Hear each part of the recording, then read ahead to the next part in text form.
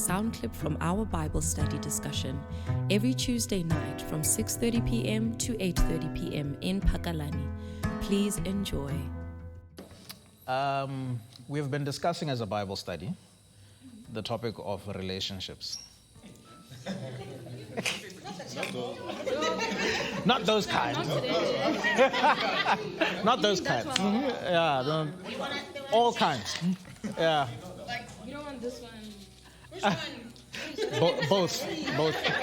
Yeah. It's a cross for a reason. Vertical and horizontal. Yeah. Anesu, can I ask that she starts? When it comes to this one. Is it? I don't mind. She starts. Awesome. No, we've been discussing the topic of relationships. We started last year. We gave it a good month, 2024. And we said 90% plus of Christianity is relationships. If you look at the 10 Commandments, all those situations are relational, right? Your relationship between people you want to murder, but you can't. Thou shalt not murder, right? Stuff you want to covert, your relationship with people you are jealous of. You see what I'm saying? What else is in the 10 Commandments? But you see, those are all relationships. Either your mother and your father. So either those, so most of your Christianity, first and foremostly, is to honor your relationship with God. And then secondly, to honor your relationship with everybody else. That's where it all comes in. So there's no way you can be a Christian and you do not give relationships attention. Relationships need so much attention if you want to honor God. So what we did last year is we talked about specific relationships. How do you honor God in a marriage relationship? How do you honor God at your workplace? The Bible talks about how you must behave between employer and employee. How do you honor God at home? The Bible talks about what to do with your parents, your siblings. How do you honor God even in your friendships? It's very important. So we nitpicked all of those last year. This year, we said we're going to talk about relationships, but now we're going to talk about the soft skills. And one of the first soft skills we talked about, which was pretty heavy, was the soft skill of forgiveness.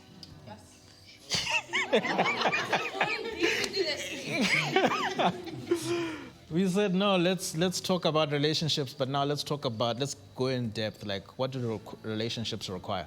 Relationships require forgiveness. We talked about that for a good 2 weeks.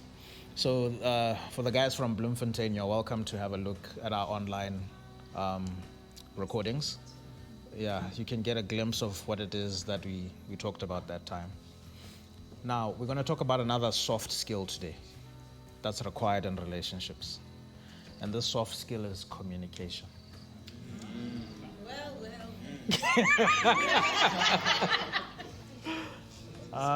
There's no relationship that is healthy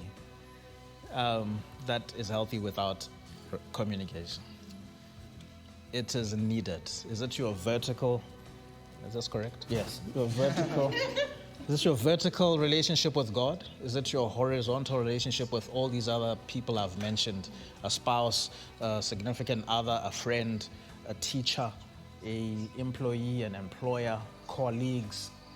All these relationships, if you're going to honor God, they have good and healthy communication.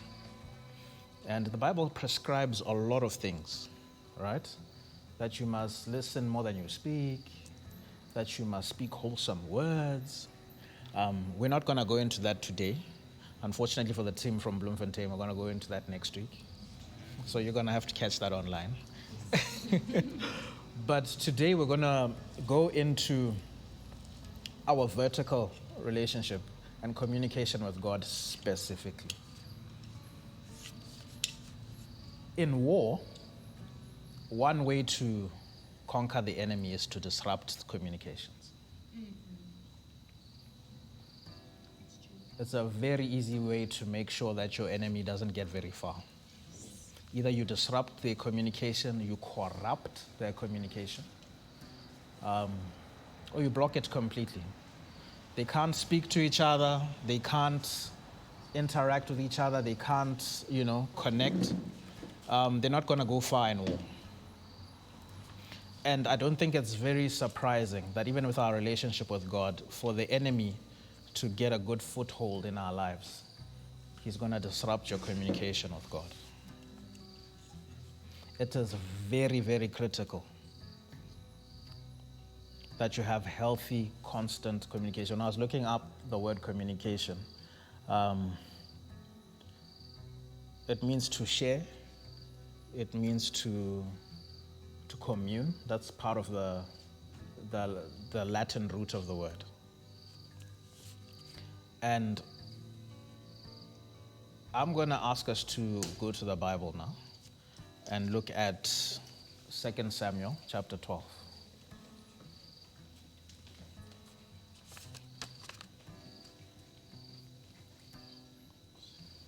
We'll look at 2 Samuel chapter 12. I want to give you a minute to get there.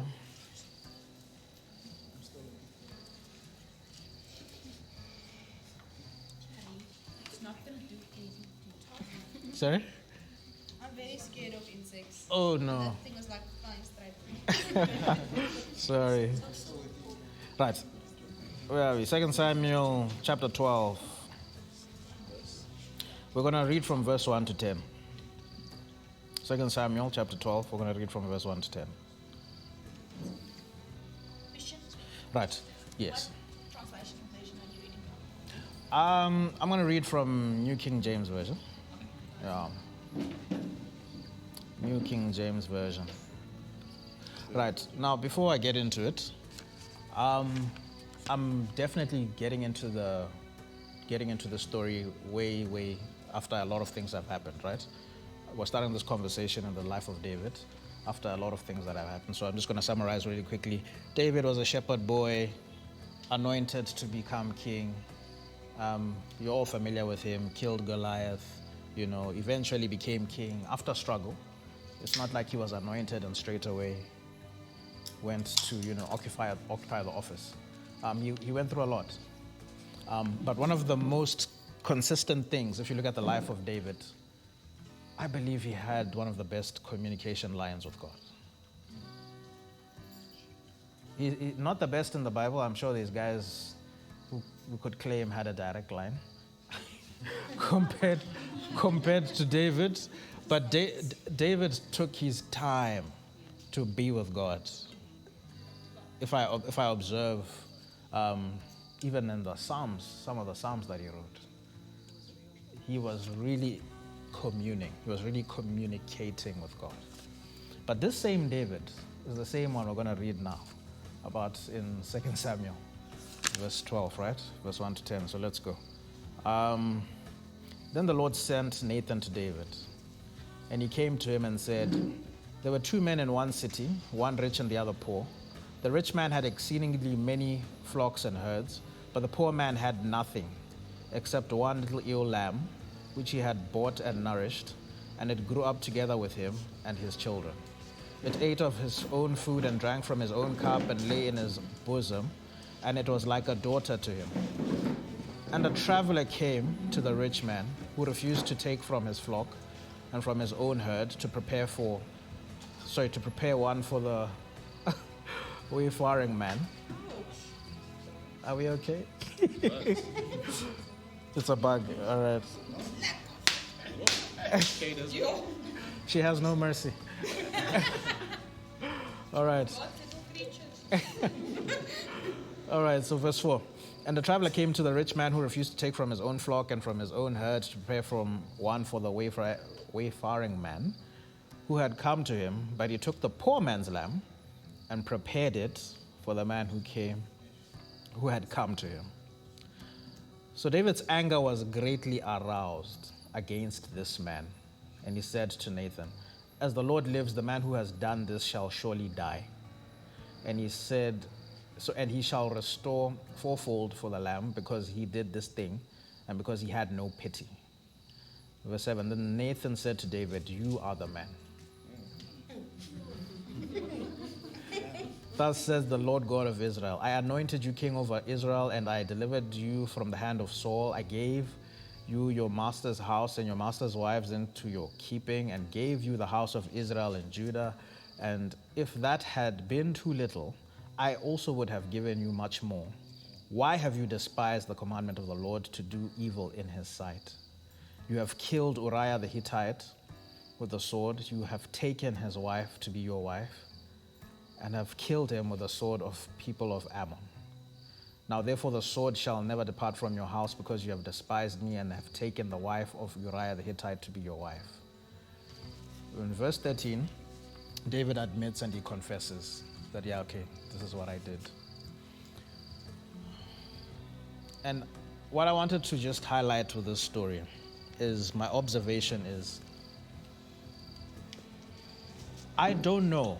I really don't think, and I really don't know if all of these terrible things that David did would have happened if he had constant, healthy communication with God.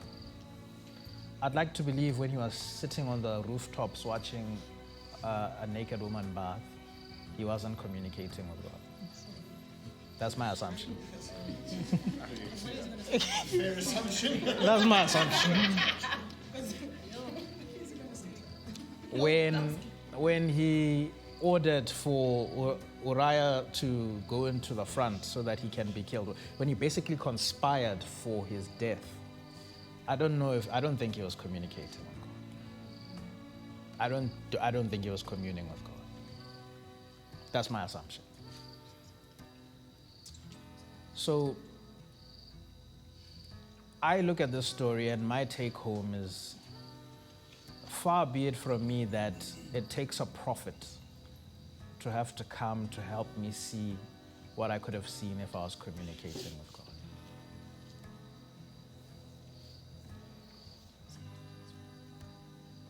The restoration and the communion with God, I think, is well recorded from here. He wrote many psalms after doing this terrible thing. But it's a lesson, as far as I'm concerned, that I've seen, that communication with God is vital. Communing with God is vital. Before we talk about other relationships next week in terms of communication in those relationships, I thought it was fitting that for this first session, when we're looking at the soft skill that we need, that the Bible prescribes, let's focus on communication with God. So what I'm going to ask us to do now is to go into groups. How many are we? I last counted about 24. 24. There we go. All right, so we're going to count in fours, and then all the ones will congregate somewhere. All the twos will congregate somewhere. All the threes will congregate somewhere. What I'm going to do, I have 7 questions, but you're not going to answer all of them. You're going to pick 1 or 2. No more than 2. All right? To answer. And then we're going to come back and discuss. Thank you for taking your time to listen to this sound clip. Feel free to comment in the comment section and meet us in person if and when you can. May God bless you.